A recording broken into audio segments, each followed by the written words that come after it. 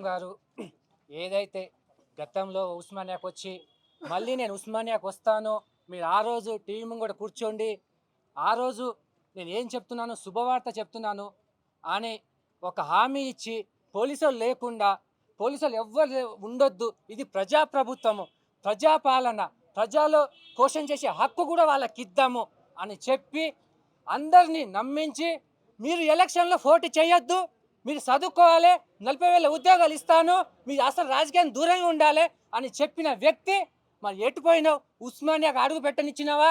Mace card చూపెట్టాలి, లేదా OU admit card చూపెడితే కానీ నువ్వు గేట్ ఆలో చెప్పాలి. అందరు పోలీసులను నినిపించినావు. మళ్ళీ ఇది ప్రజాప్రభుత్వమా లేదా పోలీసుల ప్రభుత్వమా? మీరే క్వశ్చన్ చేయండి. నువ్వు 40,000 ఇవ్వకపోతేవి, నోటిఫికేషన్ ఇవ్వకపోతేవి, మరి ఎందుకు హామీ ఇస్తున్నావు? మరి 1000 కోట్లు ఉస్మానియాకి 1000 కోట్లు ఇచ్చినావు, మరి ఎందుకు ఇచ్చినావు? 1000 కోట్లు ఇస్తే అభివృద్ధి జరిగితే అక్కడ చదువుకున్న వాళ్ళకు ఉద్యోగం రాకున్నా సరే అంటే సర్టిఫికేట్ కావాలి అంతేనా?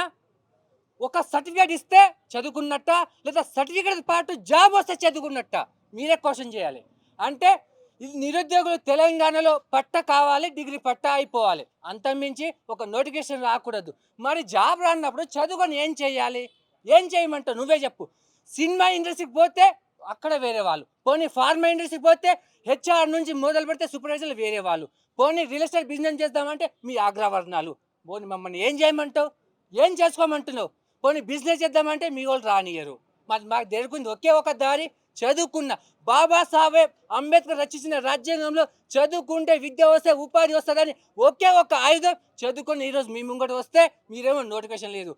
గత ప్రభుత్వం బిశ్వల్ కమిటీ 1,98,000 ఉద్యోగాలు ఉంది అని చెప్పుకుంటే నువ్వు బాత్రూమ్ పోయే కాడగా బిశ్వల్ కమిటీ, బాత్రూమ్ పోయినా బిశ్వల్ కమిటీ అని చూపెట్టినావు. మరి ఈరోజు బిశ్వల్ కమిటీ ఎటుపోయా?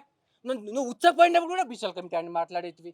నేను రాజకీయంలో నువ్వు ఖైరతాబాద్ ప్రెస్ క్లబ్ మీట్లో మాట్లాడి ఏం చెప్పినావు? మీకు నేనున్నాను, 2 లక్షలు ఒకేసారి నింపుతా అంటే మరి ఎటుపోయారు 2 లక్షలు? కనీసం నీకు ఇంగ్లీష్ రాకపోయా అటుంచు, నీ మన్వాడు ఎత్తుకుంటావు కదా, బాబు బాబు ఫోన్ చూసి ఇందులో టీజీపీఎస్సీ నోటిఫికేషన్ అని కొట్టు బాబు అని చూపెట్టు, అప్పుడు ఒక లిస్ట్ వస్తుంది. అప్పుడు వాడు చెప్తాడు, నాన్న లేదా తాత ఇది మన నోటిఫికేషన్ కాదే, ఇది పాత నోటిఫికేషన్, ఏదోటి చెప్తాడు కదా, ఏదోటి అయితే చెప్తాడు కదా. మరి నువ్వు ఫోన్ అయితే చూపెట్టుకోవాలి కదా, అవునా కాదా?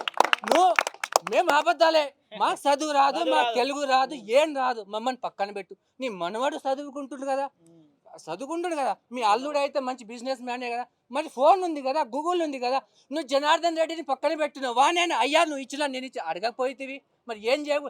ఇదే సమాజంలో ఏ నిరుద్యోగులు అయితే ఏ విద్యార్థులు అయితే మేము ఆత్మహత్య చేసుకుంటే మా శరీరం మీకు ఖాళీ బురద అయితే మాకు రాకున్నా సరే మా విద్యార్థులు మా తరం భవిష్యత్తుకు ఉద్యోగాలు వస్తుందని ఆ రోజు నిప్పు పెట్టుకొని దాదాపు 1,200 మంది ఆత్మహత్య చేసుకుంటే వచ్చింది.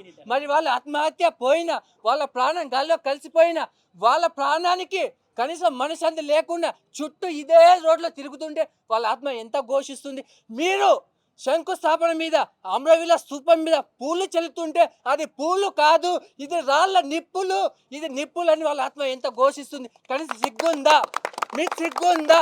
వాళ్ళ ఆత్మ శాంతిస్తలేదు, వీళ్ళకి నోటిఫికేషన్ ఇవ్వలేదు. వాళ్ళు ఏ తెలంగాణ కోసం అయితే, ఏ తెలంగాణ ప్రభుత్వం కోసం అయితే ప్రాణాలు అర్పించిందో మేము అది చేయలేకపోతే మరి ఎందుకు ఇలా పూలు వర్షం కురిపిస్తాం?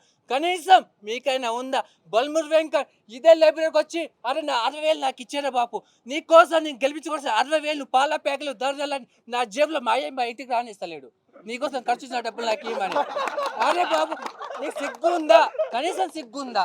ఏం లేకపోతే పోతే పోనీ ఆటైనా ఉంచు. మరి ఏంటి దొంగలమ్మ ఎన్ని రోజులు ఇస్తావు?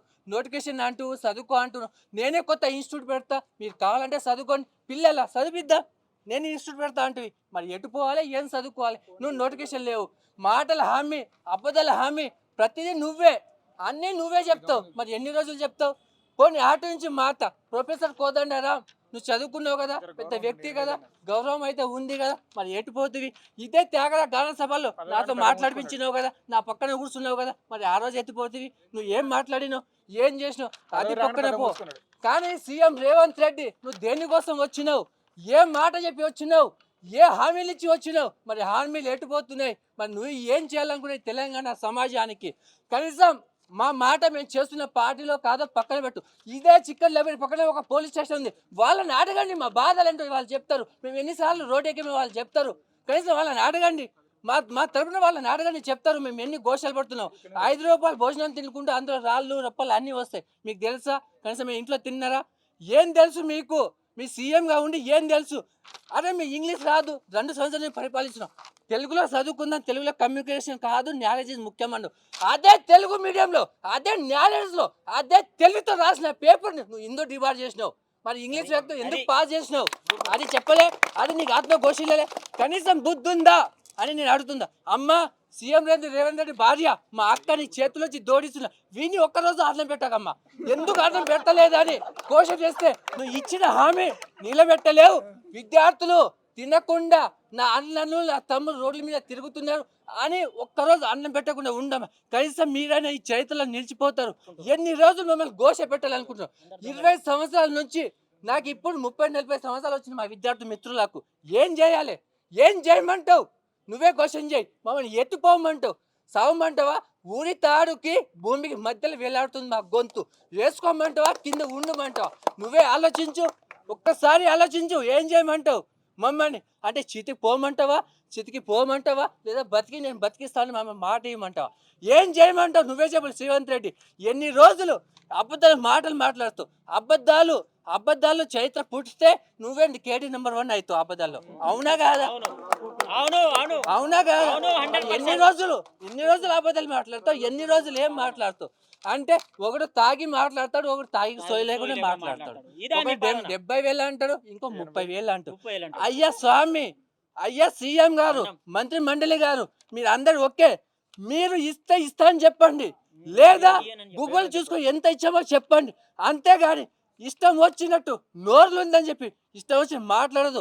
ఎందుకంటే ఒక్కసారి సీఎం అయినా, ఒక్కసారి మంత్రి అయినా, ఒక్కసారి ఎమ్మెల్యే అయినా ప్రజల్లో గుండెలు పెట్టి చూసుకోలే. కానీ నువ్వు 10 సంవత్సరాలు సీఎం ఉన్నా నువ్వు వీడియో సీఎం అన్నట్టు ఉండదు. ఒక్కరోజు బతికినా సరే గర్వంగా బతికేటట్టు ఉండాలి. అది ఉండాలి ప్రజల్లో.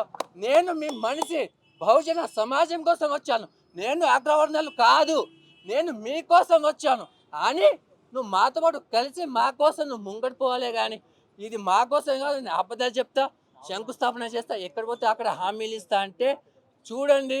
ఏదో ఒక రోజు, ఏదో ఈరోజు మనకు కాకపోవచ్చు, ఈరోజు పోలీసు వాళ్ళతో మమ్మల్ని బెదిరించవచ్చు, మేము పోవచ్చు, మాతో పాటు ఎంతోమంది ఆత్మహత్యలు చేసుకున్నారు. ప్రాణం పెద్ద విలువ కాదు. ఒక్కరోజు బతికిన సింహంలో బతికే కెపాసిటీ మాది, అది కాదు మాది. కానీ ఏదో ఒక రోజు టైం వస్తుంది కదా. అలాగే ఏ ప్రభుత్వం వచ్చినా ప్రతిపక్షం ఉండవచ్చు, గౌరవంగా ప్రభుత్వంలో ఉండొచ్చు. ఎవరైనా సరే తప్పు చేస్తే ఏదో ఒక రోజు ఎవరో ఒకరు ముఖం మీద ఉంటారు. అక్కడ తీసుకోవద్దు. మాకేదో టైం వస్తుంది.